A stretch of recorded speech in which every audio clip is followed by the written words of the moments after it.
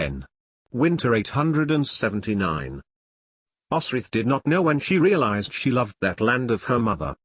Was it when she arrived, the river twisting from sea to estuary to narrow strait, whose landscape undulated over the flatter land, taking them to the walled city of Caer Ligualid, as Domhnall mac Corstin's 4 trusted warriors chanced onwards raiding a village outside the fortified city's walls?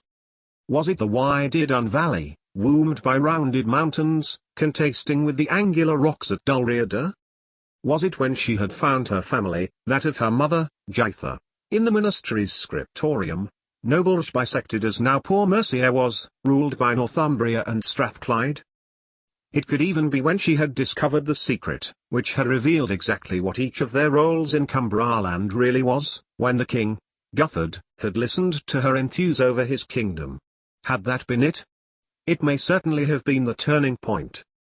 When she thought about it, Osrith was almost certain that it was when she had fled, as snow fell around them while, as Caer Ligualid's monastery burned, she was held firmly on to a horse by a man who was her enemy.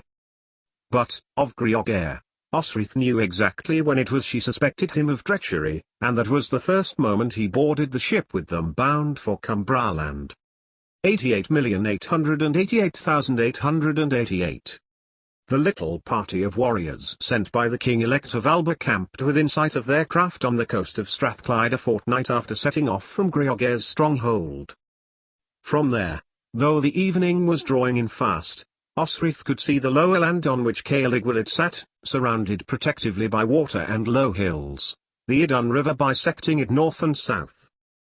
They had camped all along the Cymric Peninsula, once Tagged had told them, as their journey inched southwards, and had not attracted much attention from the indigenous population. Apart from the second night when, beyond the monastery of Withorn, they had rested. 2 young Strathclyde Cymric had chanced on them, and they'd chased the boys off. Their traverse down the coast had been uneventful. Now, a line of horse were riding quickly towards Caer Ligualid, and Osrith followed them with her eyes as they took a path beside the river. "Hurry with the Coy Inanash!"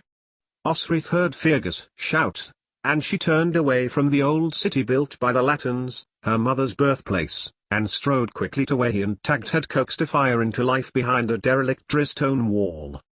"Vas," Greogair said, who was looking in the same direction, as he took one from the brace of rabbits from Osrith, lying it on its back and split it from throat to tail. Beside him, Osrith knelt, did the same to the other with the short blade knife Tagged had proffered.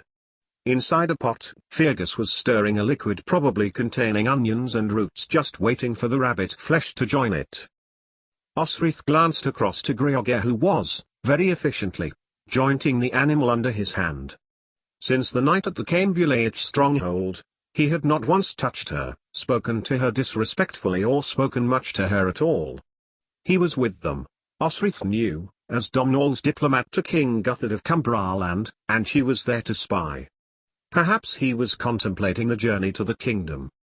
Osrith was contemplating it too. Her mother Jaitha, born of Urien's line, Urien, she knew, had been a king of the Jt long ago, who had opposed the Angles Ida, her ancestor, at Lindisfarne, but had been betrayed by the king of the Picts. Jaitha had been born and grew up in Caer Ligualid, her whispered half-stories to Osrith, when she was a child and still Edra, and being forbidden by Elfric from communicating with her daughter, had flourished again in her mind like dormant plants in spring when she had read at Iona the poem his Sinchai, Talakan, his poet, had written. Why Godidine, it had been called, and without Urien, assassinated by the king of the Picts, the Cymric, drunkard Cetrich, their enemy before them, had been defeated. Yet, the Cymric of Jt still lived, as peasants, as land workers, supporting the monastery and palace at Caer Ligualid. Like many old royal families, some branches had petered out to leave princes and princesses as lords and ladies, and then to minor nobility, then churls. It was from such a family Jaitha had come, marrying her father Uhtred of House Iding at Babenbergen then, when he had died at Eothric, and her brother Uhtred had taken, her uncle. Jaitha of the Jt had then died in childbirth with Elfric's son, whom he had also called Uhtred. Not only would she be spying for Domhnall, Osrith considered, she would be spying for herself. Osrith looked at the rabbit again, considering how to skin it, her mind drifting back to Dund. She had scorned Tagged, whom the Sibe were as real as the sun and the moon, and she was sorry for it. It was he who had warned Osrith when she had told him she had felt the Sibe, that there was danger, and now, far away from the lofty mountains and plunging gleens, she could still feel the Morrigan, queen of the Sibe, touching her mind. Was she warning her? Or scolding her? Now they were away from Alba and in sight of Caer Ligualid. The spirits of the hills and valleys of Dulreader seemed far from her, yet the Morrigan remained. She could not help feel something for Constantine, for the pleasure he had given to her body in the obtaining of his own in the stables the night before they had left. Yet, she could not be any more than a mistress to him, for he was to marry Mary. Perhaps the Morrigan had been telling her something such as that, something she did not wish to acknowledge? Or to forget Constantine and look to another someone. Not Saenid, Domhnall's general, though Osrith had dreamed many happy thoughts with the head warrior's lean, pale face in her mind, but someone else. Osrith dived into the hip of the rabbit as Greogair had done, skinning it easily. She tried to joint it, but the tendons were tough, and she took Tagged's blade to it clumsily, only stopping when she had slipped it into her left palm. "Here," Tagged said, sympathetically, taking the knife from her hand as she sucked on her wound, close to her long-ago arrow scar. "Let me show you." And Osrith watched as her hand-wed husband cut along the backbone, then the chest, making 4 segments from the flesh, before removing the stakes from the skin and the rest of the animal's internal organs. "Best bury it," Fergus advised, leaning past Osrith, "in case anyone is following us." "Who would be following us?" Tagged shot back as Fergus scooped up the rabbit flesh into his hands before dropping it carefully into the boiling water, but, as Greogair stirred their supper, Fergus began making a hole in the ground by his left knee. Osrith stood tall. The Vers were still there, a line on the eastern horizon. But, someone was there, Osrith sensed, and carefully scanned the vista inch by inch, looking for trouble. "There's no one," Tagged said, his tone soothing by her ear. "Come and eat, Osrith, and we can rest and move on at dawn." The rabbit was tender. Fergus, a voracious eater, was also a skilled cook and, as the winter sun inched towards Era, Osrith, with stomach sated, felt her eyes heavy. She got up. She was, as every night, on first watch, to watch that the fire did not extinguish, to watch for any attackers. To stave off tiredness she began to walk about, drawing her wool cloak about her. Frost glittered in the air. It would be a cold night. She looked across to Tagged. Usually first to begin to sing phrases of a melody before building it into song, he sat silently, whittling at an ash stick with the seeks he had lent Osrith to prepare the rabbit with. Maybe he sensed what she sensed, Osrith thought, as she frowned towards Caer Ligualid, and she paused, the wind licking around her neck as the setting sun picked out the undulating southeast landscape. The line of Voss had gone from view now, but evidence they had raided came as Osrith spotted plumes of grey not far from the twinkling river, signalling not Norse nor Dane attack but the age-old rivalry of cattle and barn raiding. Greogair, who had been to the city before, had told them the Roman stone walls, now utilized by the descendants of the people the Romans had wished to exclude, were enough to keep them out, but the attackers, mutual land pirates who roamed the border between Cumbraland and Strathclyde, harried the peasant villages without Caer Ligualid instead. The air began to chill as the sun set. Osrith threw some lighter wood onto the fire, which ate it as hungrily as she had the coney. "They will not invade Caer Ligualid," Greogair MacDougall said, repeating again the words of the previous 2 nights. "You know this because?" ventured Fergus, the same question he had put to Greogair for the previous 2 nights. Osrith paused, for Greogair had, unusually, began to elaborate. "I have had dealings with Guthard before. He hates the Strathclydians." He threw the empty bone of the rabbit on which he had been gnawing past Osrith and into the fire. Eochaid held him as a slave for years. "And now he is king?" asked Osrith. In the fast-growing darkness, Greogair looked at her, impassively. "The blessed scent of your country, Cuthbert, appeared in a dream to Eoferic's bishop, showing him the face of this man, son of the famous Dane Hearthknut. Ha!" he added, reaching for his spring-replenished water skin. Osrith stopped pacing, Fergus and Tag drew towards him, eyes on Domhnall's man. The bishop picked from the retinue an entirely different man, one who had, in fact, liberated Guthred son of Harthknut from bondage. But, it was resolved. King Guthred is to be at Caer Ligualid this Advent. And he is usually at Eothwic? Osrith asked. Yes. He and his wife, the daughter of the late Saxon king of Eothwic, reside in that city. But they rule all of Northumbria. All of Northumbria? Osrith's silent mind asked, doubtfully. They had been away a time from any news-busy monastery, yet she was certain she would know that her uncle was dead. For dead he would have to be, for he would never willingly hand over Bibbenburg or its lands to a king in Eothwic, Danish or Saxon. Besides, Danes vied with Norse for land here. Even at the time of her ancestor, Oswald, Northumbria was two kingdoms, Bernicia and Dirria, and neither Oswald of Bernicia nor Edwin of Dirria could claim they truly ruled their own kingdoms, either, as invasions came from Pitland, Mercia, Eat Anglia and even Kent. There was silence from Greogair after that, as darkness enclosed around them. At length, Osrith recognized both Tag's and Fergus's sleep breathing. Greogair's eventually joined them.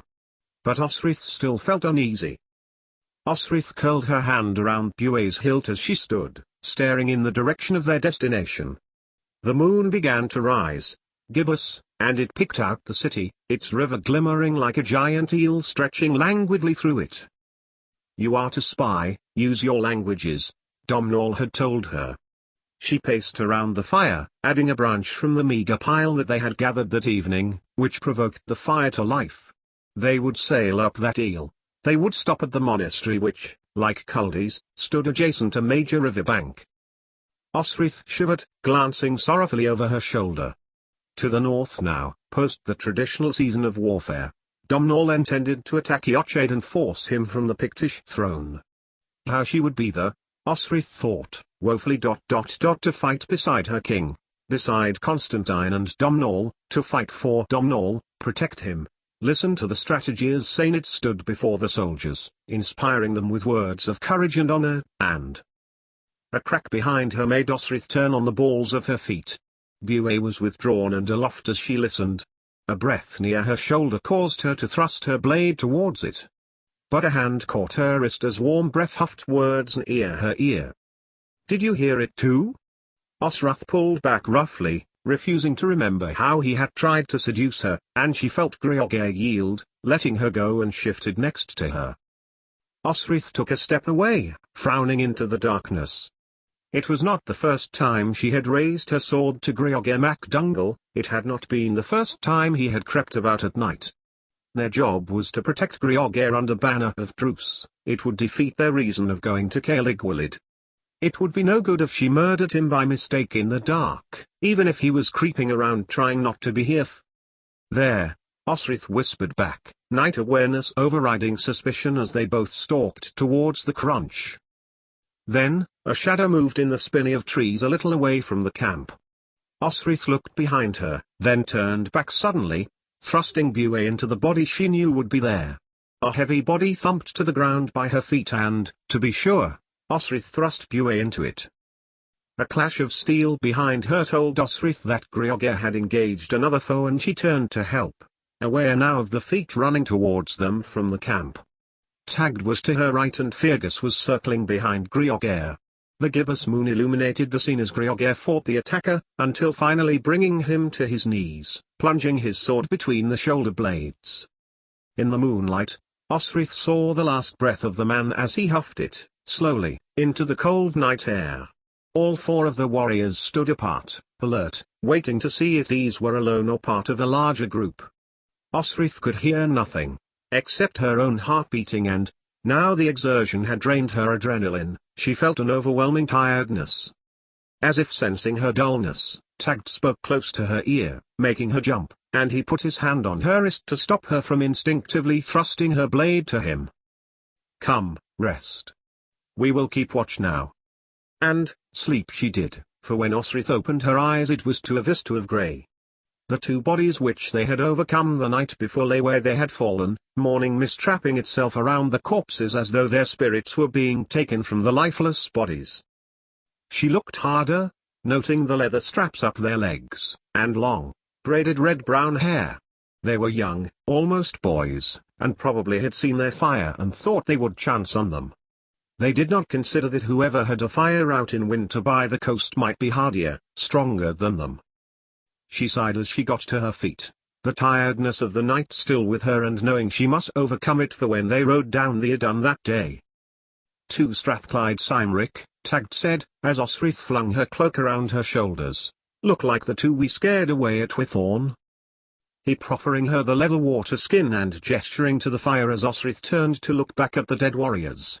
"Only boys." Then she turned back and looked up to Tagd, who pushed the water towards her again, insistently. She took it and drank, gratefully, before crouching to the stone. "You, Fergus?" Osrith asked, as she gestured to the fire. Two herring were browning on a stone, most of one had been picked away, though some of the dorsal meat was still there. Fergus grinned his wide, generous smile and gestured to them. Osrith scooped up some of the flakes and roasted skin, eating it hungrily. Fergus nodded. It was uncanny, the young man's ability to locate food. "Of that group we saw yesterday, no doubt," Caer said, who had been staring at the dead men. "Rovers. Must have been let out to scout, came too close last night." "Will we encounter more?" Osrith asked, drinking the spring water, fresh, she noticed. Clearly Fergus, or Tagd had spent the morning provisioning. "Unlikely," Caer replied. "They prefer to attack overland. They could have tracked us since last time. Caer Ligualid is a rich target." He glanced at the two warriors. "They saw our fire and thought they'd chance us for valuables. Tagd insist they bury the Cymric boys, so, after brief prayers in Gaelish, and then Caer's slow Cymric, all four warriors strode to where the boat, swinging impatiently against its rope, was moored, and soon their craft was out on wide open sea heading to the narrowing channel which was the Edun estuary. Even with the sail, they had their work cut out. They were rowing against the current, and they battled their way up to the river. It took them most of the day and made little progress, camping out on the bank in sight of the city. "We could walk," Fergus suggested as they tipped the boat up onto its side while Caer began to build a fire. "And carry the boat?" Tagd had laughed. Osrith said nothing as Fergus pulled a salmon from the river, a miracle so late in the year. Danes had carried their boats overland, Osrith wanted to say. They had raised them up a cliff to invade Paris, attacking the Merovingian king, in Francia. It had been reported in a rather shrill letter from a bishop living in Paris to one at Combesil's monastery at Doyle. But she didn't, and they camped within view of the city, Tagd singing softly of a long-ago battle. Osrith took the first watch and, after being relieved of her watch as the moon grew high by Fergus, slept easily. She awoke to fine, mling rain which soaked her cloak and made her shiver as they rode up the snaking Edun. It was cold and the mid-November morning had not yet broken as they left, but Osrith warmed as she heaved mightily on the boat's oars against the current until finally they made it to Caer Ligualid as the sun began to fade, and to its monastery, situated on the north bank at a bend in the river. Stone walls defended the monastery, which was raised at the center, standing high up, its wooden boards petered to where the cross was displayed at the point. On its bank several men stood, churchmen, waiting, and Osrith felt nothing less than relief when they could tie up their little boat and declare their business. Caer alighted first, tying up the boat between larger fishing boats. One of the men, taller than the others, hair grey, eyes alert, spoke to him as Osrith, Fergus and Tagd trod onto the damp mud quay. The setting sun sent shafts of light through the dense cloud, illuminating patches of green moss in amongst the damp earth. Osrith could not, at first, understand what the man, clearly a bishop from his richness of dress, so used that she was from to hearing and speaking Gaelish and Cymric, and she strained to catch words she knew. After trying again in what Osrith understood to be Anglish, Caer again addressed him, his tone slower and more staccatoed before turning to her, ushering her forward. Tagd and Fergus strode to a spot just behind her. "You have business with the king?" the abbot asked in English, peering down at her. You speak? Griogr instructed, clearly annoyed at not being understood, and Osrith stepped between the two men. Indeed, my lord, Osrith said carefully, inclining her head, and went on to explain that Griogr MacDungil was Domhnall MacCorstin's royal representative and that he understood that King Guthred was expecting them. The abbot, whose name was True, peered down at Osrith, then addressed Griogr. Alba? Eochaid? He asked. Griogr shook his head. My lord, Griogr MacDungil represents the true king of Alba, of the direct line of Saenid MacAlpin, late crowned at Dund. Pride filled her as she added, Domhnall MacCorstin. Indeed? Abbot True looked across to Griogr, and Osrith translated. Once he had given his reply, Osrith relayed it to the abbot, as close a translation to which Griogr spoke. Eochaid of Strathclyde, of Run MacArthurgale, does not like it that Northumbrians and Danes rule here, for he sees Cumbraland as the Henoled, and claims it accordingly. She added, it was only later that she realized why the previous abbot, Eardred, had claimed Guthred as their king. They were seeking to retain their independence from Strathclyde. As Abbot True listened, Osrith's mind realized that as well as being distantly related to Constantine, she was, through her mother, distantly related to Eochaid Run. Then your lord Domhnall MacCorstin and King Guthred have a common enemy, he addressed Griogr, breaking off suddenly and turning the corners of his mouth up in a smile before looking back at Osrith. Does your lord Griogr know that Eochaid had King Guthred enslaved? Osrith didn't bother to translate this, for Griogr had told them this. Then, the abbot said, raising his arm in a warm gesture needing no translation, men of Domhnall MacCorstin, you are expected, and most welcome.